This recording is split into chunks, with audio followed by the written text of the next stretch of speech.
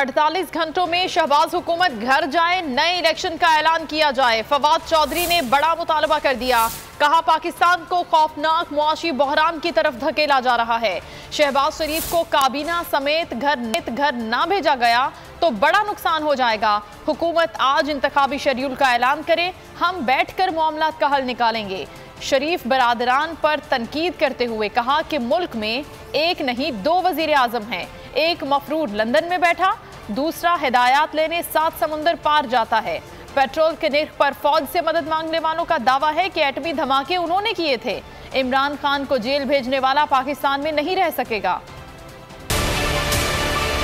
शहबाज शरीफ को उनकी काबीना समेत घर भेजने की जरूरत है। और ये फैसले देखिए, इन्होंने घर जाना है, फैसला सिर्फ ये करना है कि ज्यादा नुकसान करके जाना है या ये अभी हमारी जान छोड़ देंगे। 48 घंटों में इस हुकूमत को घर जाना चाहिए और नए इंतखाबात का ऐलान होना चाहिए। 90 दिन के अंदर इलेक्शन होना पाकिस्तान में आज हद जरूरी है। ये हमारा कॉन्स्टिट्यूशनल मैंडेट है।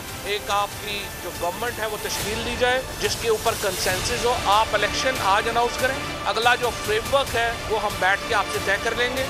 एक वजीर आजम लंदन में भागा हुआ मफरूर बैठा हुआ है एवनफील्ड अपार्टमेंट्स में। एक वजीर आजम 1 महीने के अंदर चौथे गैर मुल्की दौरे के ऊपर है।